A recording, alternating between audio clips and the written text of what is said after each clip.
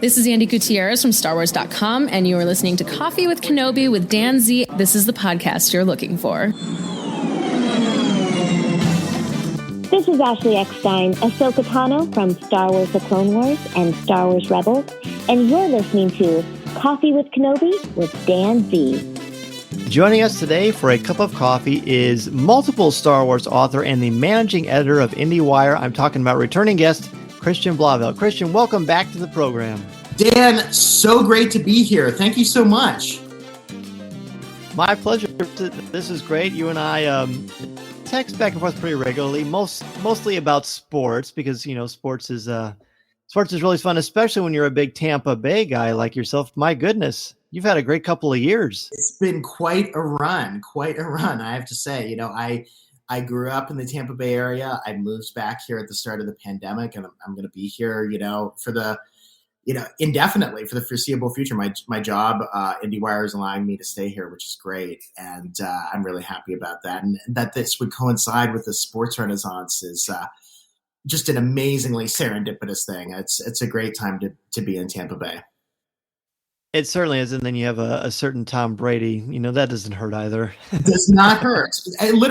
I came back here, I think on March 11th of 2020, and the Tom Brady news happened like within that week. It was like, so I choose to believe that I inspired him somehow. I sent, good vibes to make him want to choose the Bucs as his team. I have no doubt about that. Well, you've inspired a lot of people. I love following you on Twitter. I'm sure a lot of people listening now follow you on Twitter anyway. But you are someone who loves movies. Of course, you love Star Wars. You've written multiple Star Wars books, and they're all great fun, showing the passion and love of Star Wars, as well as your understanding of how cinema works. Now, as everyone knows, on Coffee with Kenobi, we don't do the rumor thing. We're not clickbait. We just want you to have fun. We want you to think. We want you to laugh. And so, Christian, I thought you would be great to talk about kind of the movie industry itself. I was hoping to kind of put aside rumors and speculation, just deal with what actually is. So before we get to that, talk to us about how you first fell in love with the movies. Well, largely because of my mom, who's a huge cinephile and introduced me to a lot of great films when I was a kid. I was a huge Disney nerd, of course, when I was very young. But, she introduced me to a lot of classics from a very early age, Bringing Up Baby, one of my favorites, a lot of Alfred Hitchcock movies. And then, I started to discover some movies on my own. I think the first franchise that I truly fell in love with was actually James Bond. Discovering some of the Roger Moore films on VHS, renting those at Blockbuster, good times. The 90s were great. I miss Blockbuster and all, but, and then, Star Wars was transformative. I picked up the VHS, right before my 10th birthday at Blockbuster, popped it in, and, the world was never the same. And, it was Star Wars has been an incredible sort of gateway drug for me into the wider world of movies. And I think it has been for so many people. So many people, you ask what the film was that really made them fall in love with movies in general. It's often Star Wars, and so Star Wars for me just led to then discovering so many other films. And I knew, by the time I was a senior in high school, that I really wanted to be an entertainment journalist. And so, I've been one now. I've been an entertainment journalist for 13 years. And covering movies, covering TV, moderating Q&As with the casts of movies, and, going to junkets and, reporting features. And, it's a very tough field in a lot of ways because it demands really long hours and a lot of work. I think that a lot of people think that being an entertainment journalist, being a film reporter, or covering movies and TV, that's just like a dream job, and for me it was. But I think a lot of people find when they actually do it that maybe it isn't their dream job because it's so difficult in a lot of ways. Like you really have to have this tremendous commitment to it. And I think, one of the things that's been tough to see as someone who, I wrote for Entertainment Weekly, I was at the BBC for 5 years as deputy editor of BBC Culture. I've been managing editor of IndieWire now for 3 years.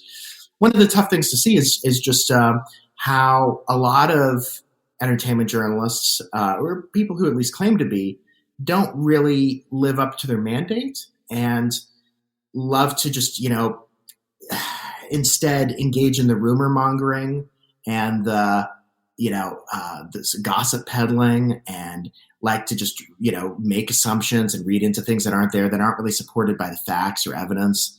And Star Wars has really become a major arena for that. That's been a really tough thing to see, because it's something that, I love so much and has meant so much to me. And to see that from people who, really call themselves fans, but also call themselves ostensibly journalists, are peddling things that just aren't true about Star Wars and aren't true about Lucasfilm, and are really making the experience of being a Star Wars fan kind of unpleasant. Sometimes arduous, I think would be fair to say, and it is something of a minefield on occasion. I've said this many times on the show, but I've gone to great lengths to mute certain words and phrases and accounts that frankly aren't advancing me in a positive direction.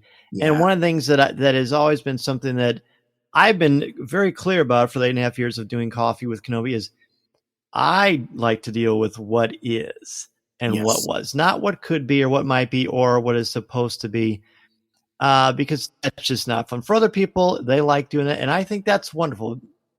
Be free, do your thing. But there does come a point where I think we have a responsibility as intellectually honest, critical thinkers to try to steer clear of certain things. So recently, of course, there's whenever something happens with a film or something on Disney Plus, particularly in the Star Wars universe, that tends to create some concern. And maybe that's a polite way to say that, which I'm fine with. And so I wanted you to kind of walk us through what it actually takes to make a movie, because I don't think people really truly understand. And you had mentioned earlier, I really like what you were saying about journalism and the responsibility of journalists, and sometimes missing that. One of the things I emphasize with my writing students is, look, the world is going to tell you sometimes what to think. I care more that you learn how to think, and you're able to discern, what can I trust? What are the sources that I can put my faith in, that I know have their ducks in a row? Ethos, pathos, logos, all have different ways of sort of persuading people, but what can you trust? So, Christian, what can we trust as Star Wars fans when it comes to all of these things that are out there? I feel like you have to really look at an individual's track record. If they're saying that something is true, that something, if they're putting something out there, you have to ask yourself, well, what have they gotten right before? What kind of reporting, what kind of information gathering did they originate themselves that turned out to be true? I think a lot of times in the blogosphere, you just really don't see a lot of those things really pan out.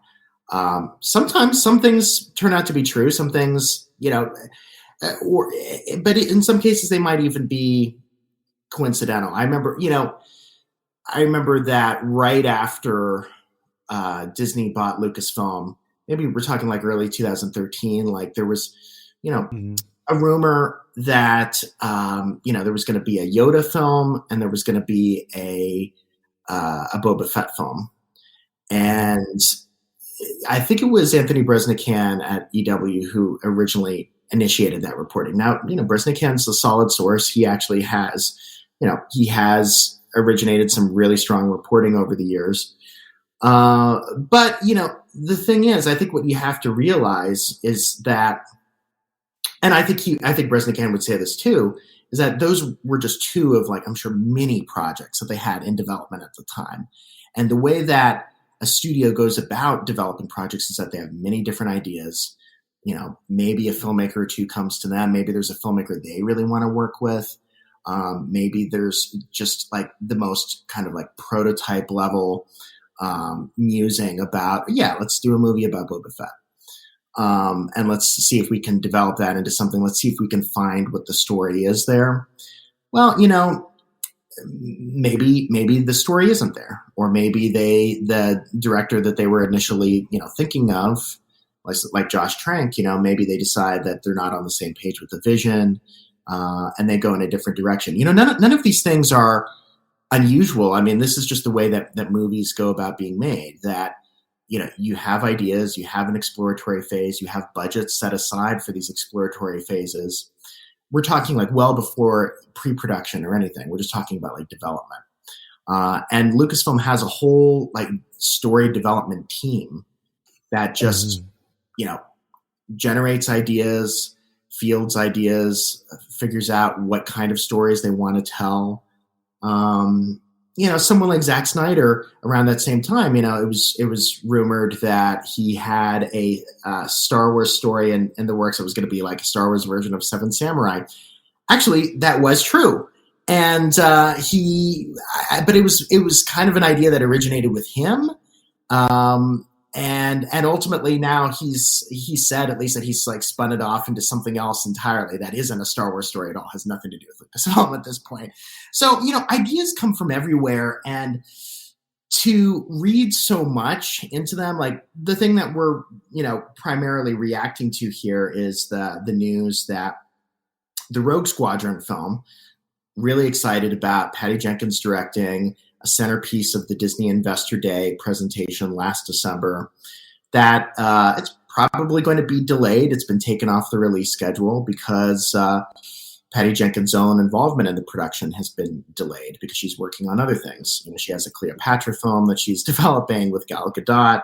Of course, there's Wonder Woman 3 in the works as well. And but what we've seen from the blogosphere, people on YouTube as well, which has become such an industry unto itself, is that, there's chaos at Lucasfilm. There's turmoil behind the scenes. Does this mean that, Kathleen Kennedy is going to be let go and, somebody else is going to be put in her place? And does this mean that, and it's so nonsensical, because this is just what happens with movies, that, by all accounts, there was a treatment for this movie. Either it was at some stage of pre-production. Maybe they were going to start pre-production later this year. But these things happen. And I think that, you risk a lot. And those people who are peddling these things, really risk their reputations by reading so much into it, by saying, oh, well, this means that, Lucasfilm hated Wonder Woman 1984, or they don't have confidence in Patty Jenkins as a director now, or something. That's not what you're to infer here in the least. But those inferences, those people trying to, read something between the lines here, that's like an industry unto itself right now. The whole clickbait industry is just such a massive thing, and it's hard to combat. So no, I appreciate you having me on here just to be sort of to try to be a voice of reason about this. Well, that we certainly appreciate that. That's one of the reasons I wanted to have you on, because you've been in this industry for a long time. You've talked to a lot of talented people in front of the camera, behind the camera, pre-production, all the different aspects and angles that come into creating a story for people. Movies, especially movies, it's an organic process, but it's not really a linear process, is it? I mean, there's not necessarily a set order. And I would argue, and you are the best person to have on for this, a lot of the great movies that we know and love that are timeless classics, all-time classics, like Gone with the Wind, things like that, sure, they fell into a lot of interesting challenges before they were actually able to make it onto screen as well, weren't they? Oh, very much so. I think what's happened is that there is this very limited sense that's developed in part because of the way film studies has gone as sort of an academic discipline over the past few decades, that really champions the idea of like the auteur theory, that there's a singular author behind a movie, a singular auteur who's in charge of all creative aspects of the film, whose vision that film singularly is. And, any Star Wars fan should know that that's not exactly the way it works. Of course, George Lucas is the maker. He originated all of this, but he drew from so many different influences himself. And what would Star Wars be without Ralph McQuarrie, without John Williams, without, so many Douglas Slocum, cinematography. I mean, so many incredible influences. You need all of those people, all of those creative forces coming together. And so, yes, George Lucas is the person who harnessed all of that, who originated it, who brought all of these people together. But you take any one of those elements out of the equation and it's not Star Wars. It's not exactly the thing that people loved. So, but there is a real tendency to just believe that one person is responsible for an entire production. And that's impossible, by the way. Yeah, it really is. Yeah. I mean, so that's why, like, when there's a lot of hand-wringing and people are so upset about something like Phil Lord and Chris Miller being let go, from the Solo movie. Really talented guys, they've done great things. But that movie was also just so very much in the hands of Bradford Young, its cinematographer, who was there the whole time. Certainly Lawrence Kasdan, in writing it, and his son. And on top of that, Kathleen Kennedy for, shepherding a lot of this, plus the different creative executives who've been involved along the way. And when you look at classic Hollywood, go back further, Gone with the Wind, Casablanca, those are movies that really kind of defy the auteur idea, because who's the auteur of Gone with the Wind? Well, I mean, that movie had like 5 different directors. It was like George Cukor for a while. He was good. He was known as a real specialist in terms of directing women. So he was really instrumental in like bringing Vivian Leigh on board and directing her a bit, but he wasn't really all that great at a lot of the other stuff. So then they brought in Victor Fleming, and so. But who's the real auteur there? I mean, you probably would have to say David O. Selznick, the producer who assembled the whole thing. Casablanca, it's probably Hal Wallace, the producer there as well, who shepherded the whole thing, even though Michael Curtiz is the director. I think it's really sad to see just how much disrespect there's really been for Kathleen Kennedy. And, I mean, whatever you like about Star Wars the past 6 years since Force Awakens came out, she's been across some of it. She's had some creative involvement. If you love the ending of The Mandalorian season 2, she was involved in that. She, at the very least, greenlit it, oversaw it. So I think it's been really unfair, a lot of the discourse around this. I think maybe it's just that some of the departures have been a little bit more high profile than maybe you would get from the Marvel films. But, hey, I mean, there have been some high profile departures on the Marvel films too. We forget that Edgar Wright, a director kind of considered an auteur in his own right, beloved by, came to blows over Ant-Man. He was supposed to direct that film and,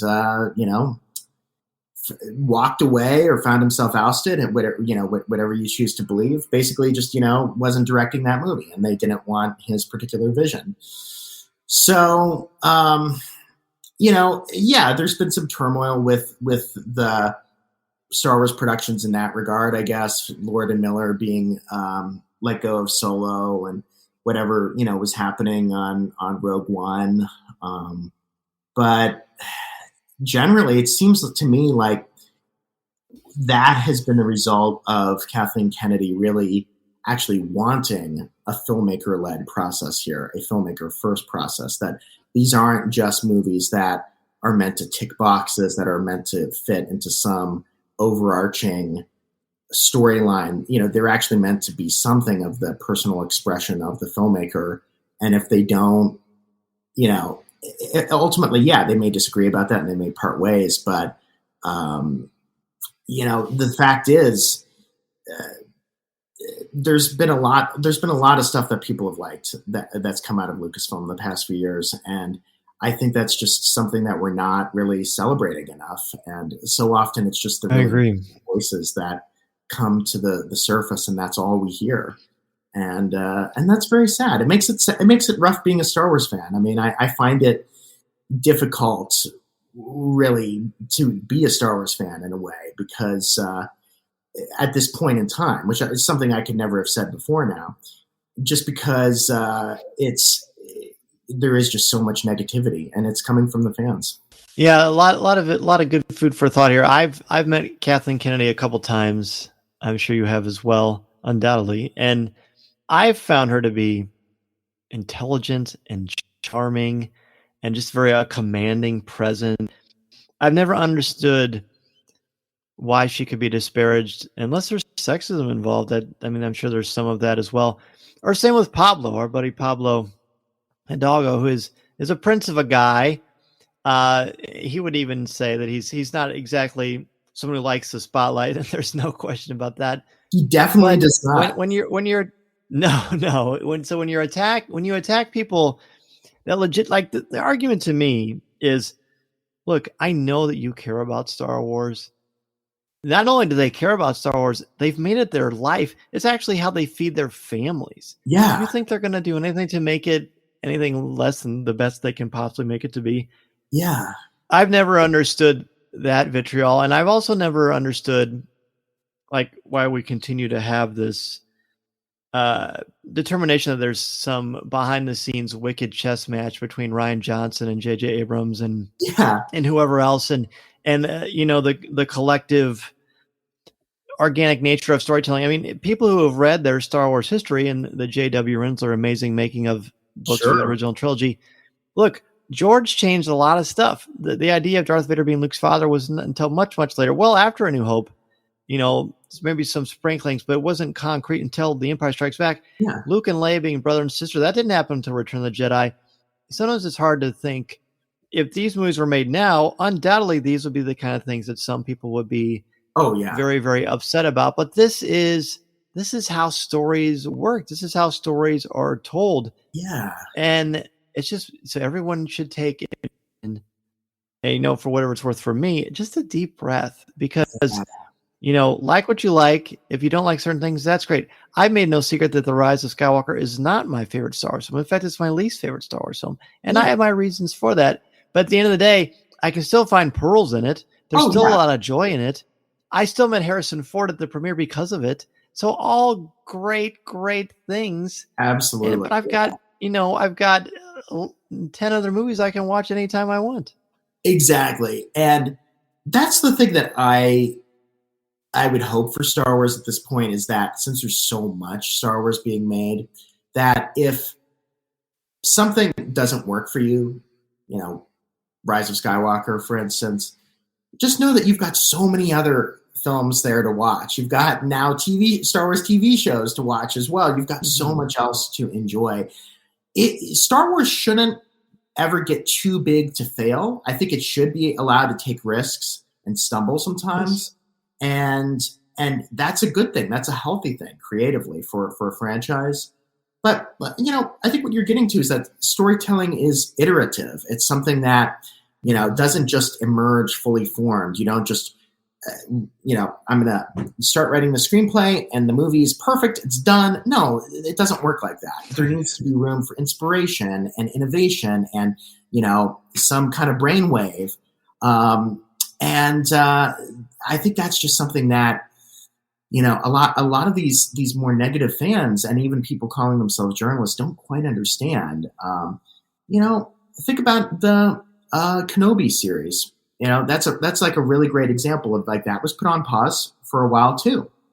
And Ewan McGregor was very upfront about saying, hey, it's actually that we want to spend more time getting these scripts right. We want it to be as good as it can possibly be. And, when we're ready, we will film this and we will make this. And they did. They took that extra time. Now I think, production is wrapped and it's, going to come out sometime in the next year. And that's great. I mean, and now we can feel as fans like they really put their heart and soul into this, and they really made it the best that they could possibly be. Who wants a rushed product, you know? Right. So, yeah, I just, I know it's a frustrating time to be a fan because there is just so much negativity, and then to see the personal attacks against people like, you know, Kathy Kennedy and Pablo, and, you know, I mean, like, Pablo's such a great guy, and Yes, I love him.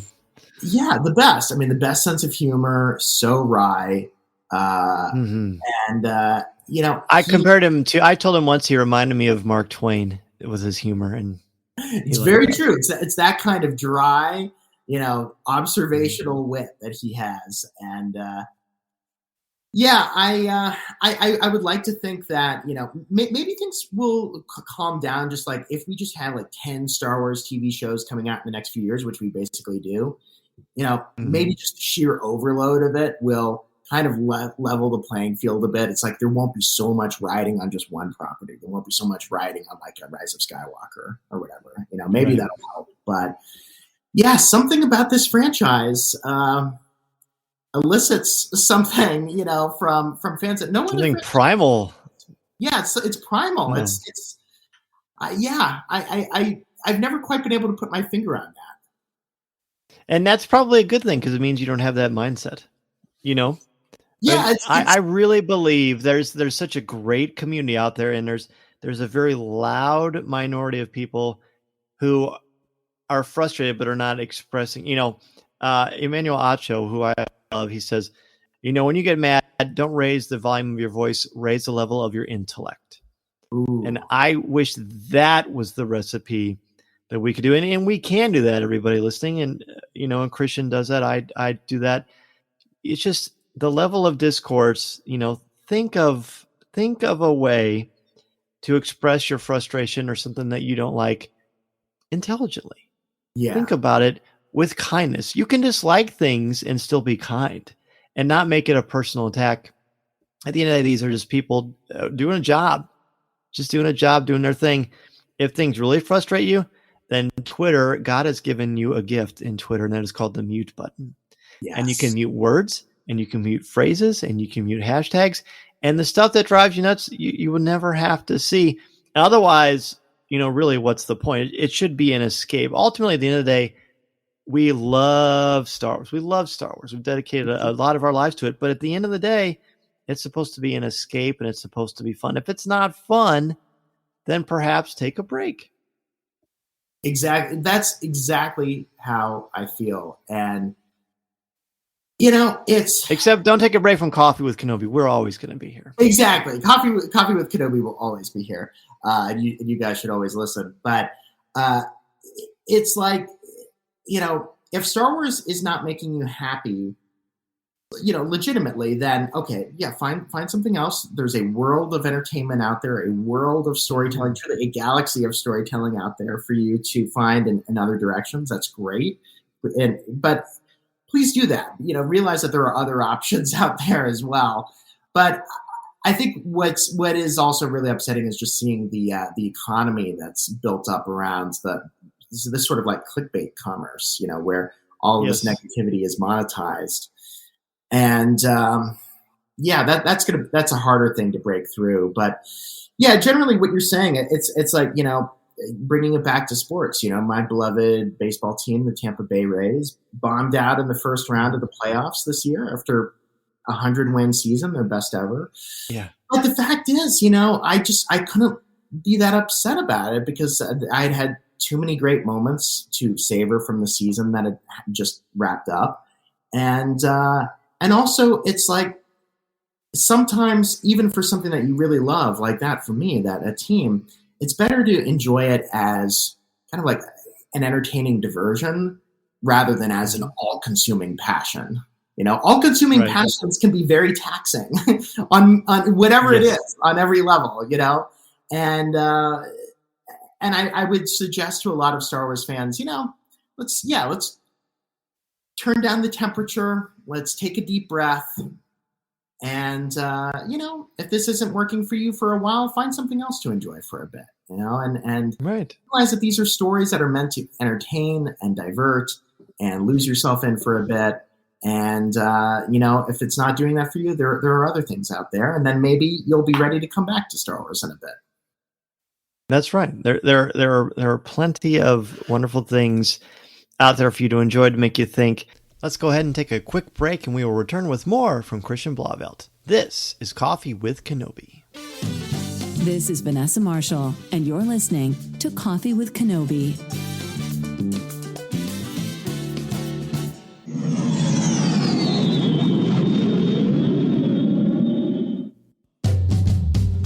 Your new book, Hollywood Victory, the movies, stars, and stories of World War II. I am so excited about this. I'm working my way through this thing. I absolutely love it. Of course, you're an incredible writer, and I'm not just saying that because we're friends. You obviously are a great, intelligent writer. Anybody listening to the show knows that. But tell me kind of about the inspiration for this book. Obviously, it's steeped in your love of culture and film itself. But what about this particular era really spoke to you? Well, the 1940s have long been my favorite movie decade. I love just the sheer variety of movies that you get at that time, melodramas, war movies, certainly. You get the rise of film noir. You get like the beginning of like an international art house after the war, films coming from Italy and Japan.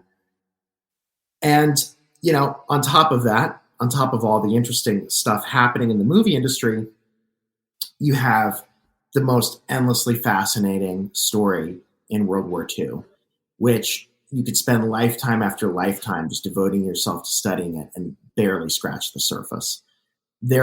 Just when you think you've heard it all about World War II, there is always something that comes along to just shock you and amaze you and horrify you or inspire you, or it's the most endlessly vast story.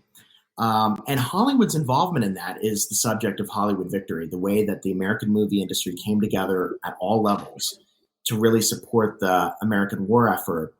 And, we're talking about like stars who actually signed up to go fight themselves, enlisted, ended up in uniform, flew bomber missions over occupied Europe, others who went on amazing, war bond fundraising tours to try to raise money for the war effort.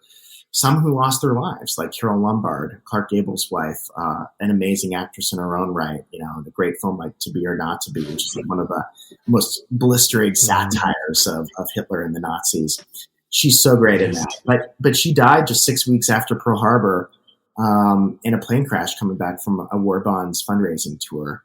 And so many amazing stories about what these people who, were best known just for their images in these movies, what they did to help out in the great fight of the century. And as a result, I think they made American movies like definitively America's great art form and export to the world. So movies had a lot of power before the war, but after World War II, because of what happened during the war, it was the definitive American art form. And it's been an honor to tell this story. It's I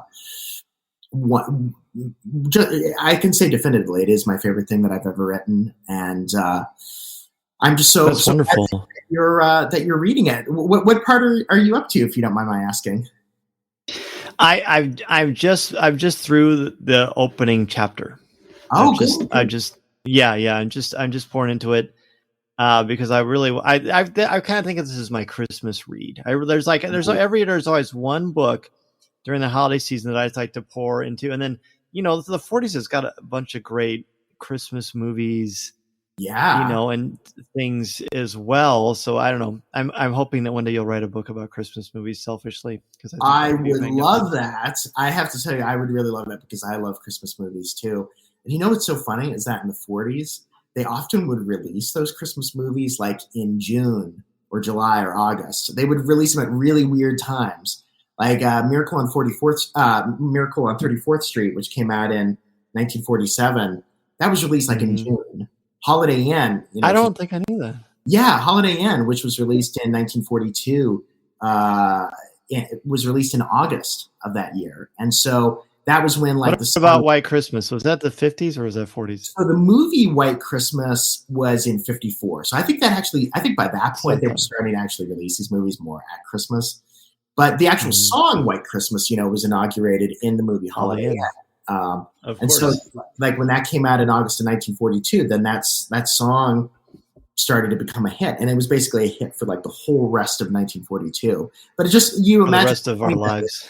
Yeah, for the rest of our lives. That people were like listening to that song in like August and September of that year. They were listening to White Christmas, and it was like, that's how early Christmas music started that year. I guess that was the first year of America's involvement in the war. So I guess people really needed a little Christmas very, very quickly. But gosh, absolutely.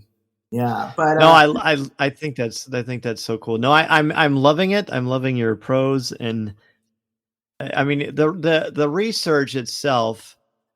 I know, like, I've only written a few books, but I know what the research is like.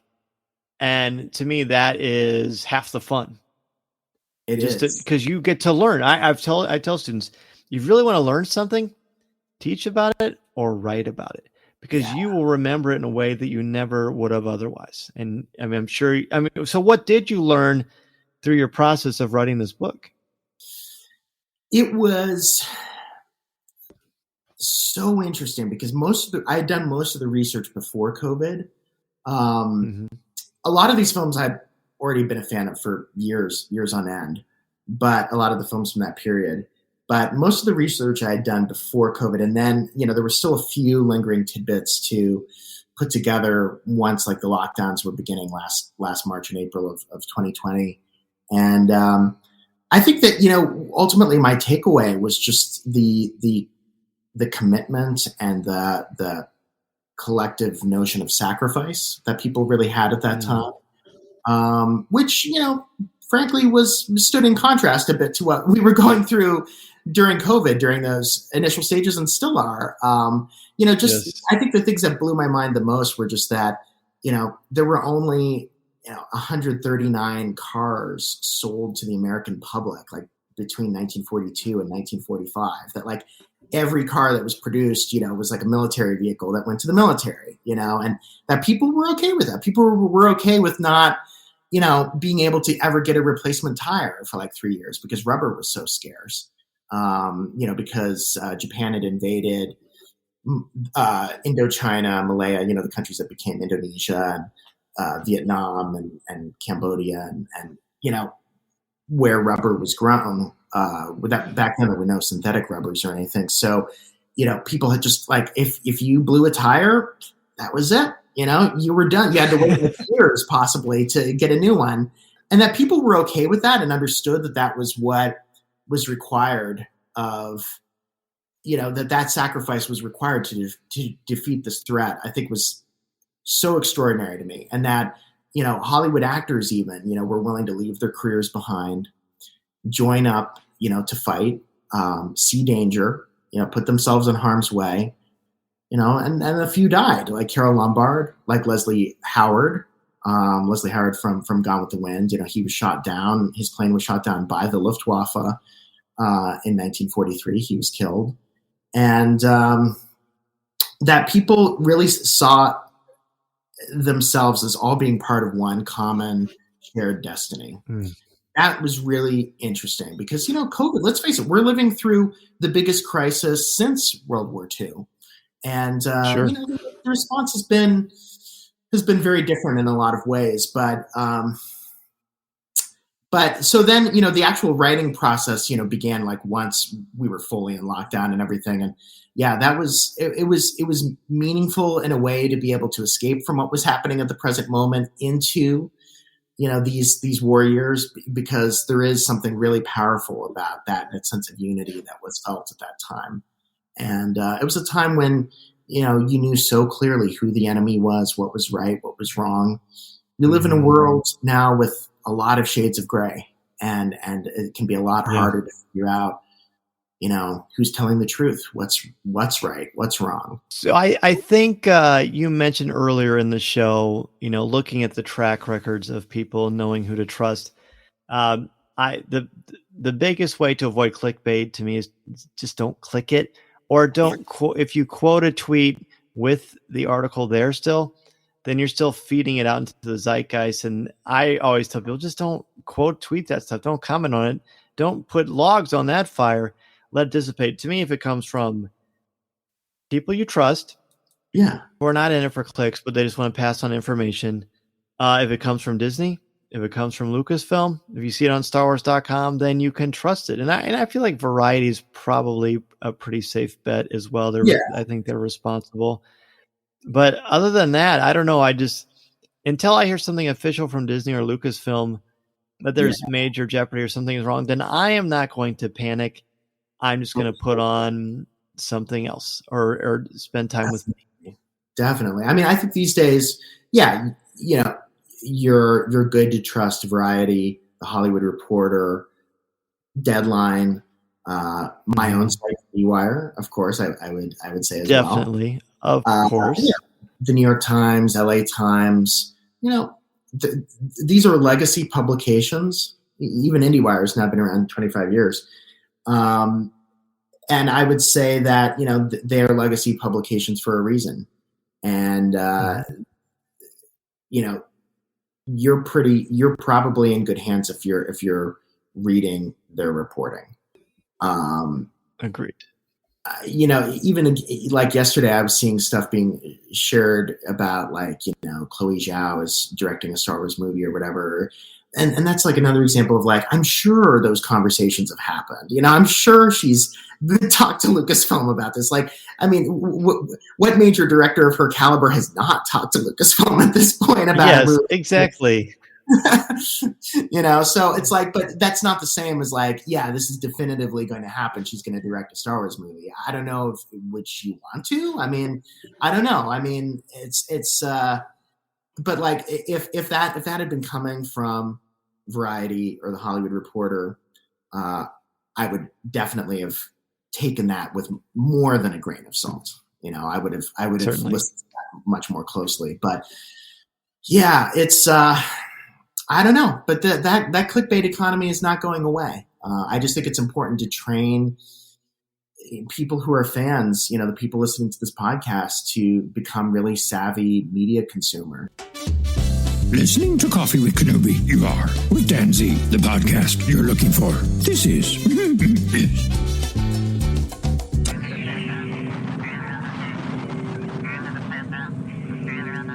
As we near the end of the show today, I want to thank each and every one of you for taking time out of your busy schedule to have a cup of coffee with me and for helping to spread the word about our Star Wars family we've got here at Coffee with Kenobi.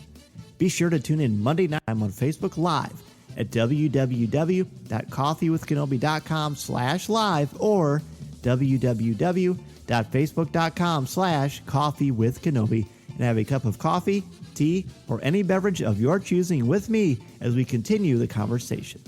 To join us in the CWK Cafe, which is our Facebook group, and share your Star Wars thoughts, comments, reviews, and opinions in a family-friendly, spoiler-free place that is also drama-free, go to www.coffeewithkenobi.com/community and be part of the conversation, talk about this week's show, or just talk about some Star Wars. We have a lot of fun and you'll make some new friends as well as catch up with longtime friends along the way. I also want to thank all of the new and longtime members of the CWK Alliance and let you know how much I appreciate your help and encouragement. If you want to join the CWK Alliance, go to www.cwkalliance.com and sign up today. Not only will you help out Coffee with Kenobi, but you also get access to CWK Pour-Over, the exclusive weekly podcast not heard anywhere else. It's a great way to support and help out the show, and 10% of your monthly contributions go directly to the St. Jude Children's Hospital to support the incredibly important work they are doing to help these brave children and their families. Plus, contributors at the CWK All-Star level can watch a video podcast of CWK Pour-Over hosted by me, Tom Gross, and Corey Clubb. Feel free to reach out anytime if you have any questions. In addition to being part of the community on Facebook, please don't forget to visit our website at www.coffeewithkenobi.com for Star Wars news, announcements, reviews, videos, and so much more. If you have a question for me or just want to share your thoughts on the air, feel free to email me at danz@coffeewithkenobi.com and I'll share them on the show. You can also connect with me on Twitter at Mr. Zehr MRZEHR, or on Instagram at Dan Zehr CWK. There are also a lot more ways to connect with me and Coffee with Kenobi on social media. Follow us on Twitter and Instagram. Give us a like on Facebook at facebook.com/Coffee with Kenobi. Check us out on Pinterest or subscribe to our Coffee with Kenobi YouTube channel. On our YouTube channel, you can find Facebook Live video, different interviews throughout the years, highlights of video coverage throughout the Coffee with Kenobi history, and the audio podcast itself. You can order my book, The Star Wars Book, which I co-wrote with Lucasfilm's Pablo Hidalgo and Cole Horton, on Amazon, Barnes & Noble, Target, Books A Million, Walmart, or anywhere books are sold. You can also find my writing on Coffee with Kenobi's website, as well as StarWars.com, where I am an official blogger there, and on IGN, where I contribute occasionally to articles about Star Wars, as well as other popular culture topics. If you are considering starting a podcast or a blog, let me know how I can help you get started and make your creative vision a reality. Be sure to check out danzmedia.com and we can get the process started. I am also available to come to your school, conference, business, or organization to talk about how to tap into your strengths and help you bring out your very best. I want to inspire you to be inspired so you can take that first step into a larger world. Thanks as always to our Coffee with Kenobi sponsors, especially MEI and Mouse Fan Travel, our travel partner and your one-stop shop for all things Walt Disney World, Disneyland, the Disney Cruise Lines, or anywhere on the planet you want to go on your vacation. Please go to www.coffeewithkenobi.com/mousefantravel to book your magical vacation and help support Coffee with Kenobi in the process. If you like the show, please tweet out that you're listening, share it on Facebook, or invite your friends and family to tune in and share a cup of coffee with us. And if the Force is especially with you, please take a couple of minutes to rate and review the show on iTunes or Google Podcasts. Every review makes a huge difference and helps to spread the word, and I can't thank you enough for your help, for your support, and your friendship. I love so much being a part of this wonderful Star Wars community, and I can't thank you enough for all that you do for me and Coffee with Kenobi. If you care about these things, read Variety, read Hollywood Reporter, read IndieWire, read Deadline, read, the New York Times, LA Times, be careful about, other sites here and there, just be careful. I don't want to mention people by name or throw people under the bus, but, Right. It's like, just be careful, Agreed. Yeah, that, again, critical thinking and intellectual honesty will always lead you down that right path. And Christian, you have certainly led us down the right path. It was absolutely wonderful to talk to you.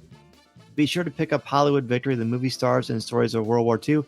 It came out November 2nd, and it's magnificent. I mean, the cover alone is really stunning.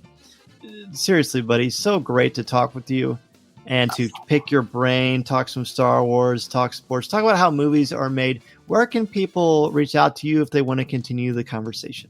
Yeah, they can reach out to me on Twitter at CT Blauvelt. That's at CTBLAUVELT.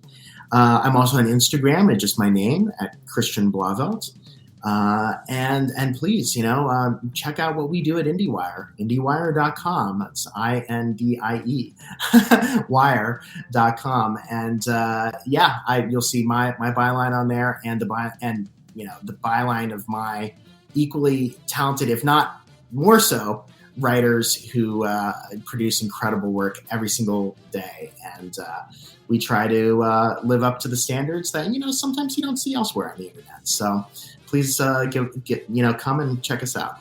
A huge thank you to Christian Blauvelt for joining me and all of us who talk about what really happens in Hollywood behind the scenes and how movies are made, crafted, and created. It's a lot more multifaceted than maybe you may have originally thought. So hopefully this helped to shed some light and give you some peace of mind.